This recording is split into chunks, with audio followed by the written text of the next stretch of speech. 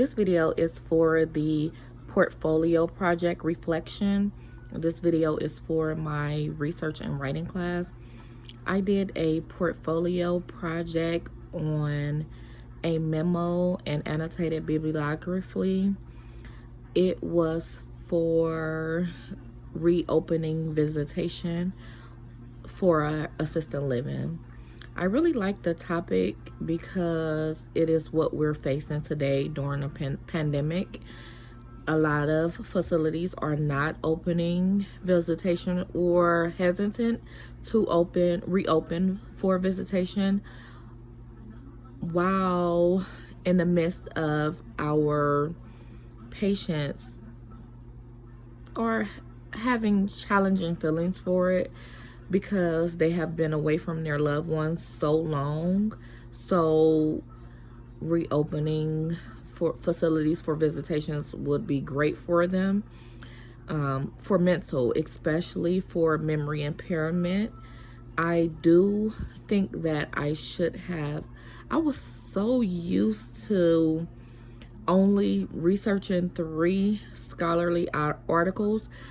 So that's what I had in my mind. Like, I kept only, because throughout the entire course, that's all I was doing was researching just for the 3.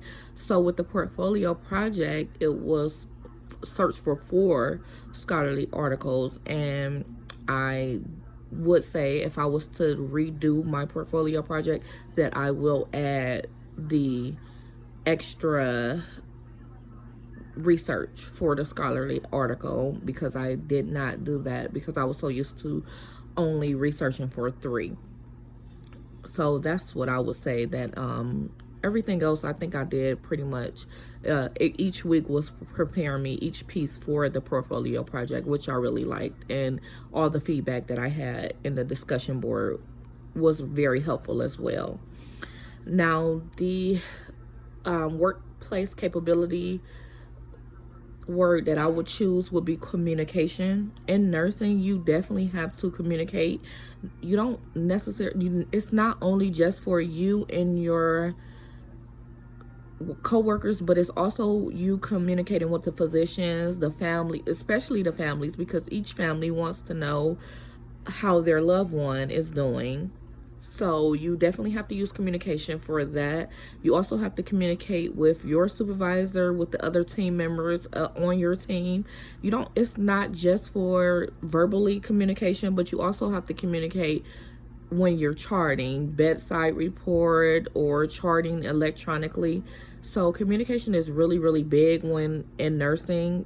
Also, even though if you run into patients that are like memory impaired, or even patients that use nonverbal communication, is still an important factor.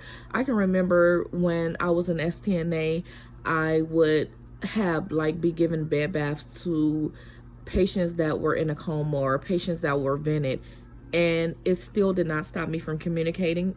I would be washing a limb, and I would tell them exactly what I'm doing. Even though they're in a coma, I'm still communicating. I'm still making sure I'm making my voice heard, because nothing's more worse than doing something for a patient and not asking for permission, or if they're nonverbal, not walking them step by step as to what you're doing for them. So that's the word that I choose, communication, with my future career, because we're definitely going to use communication in nursing.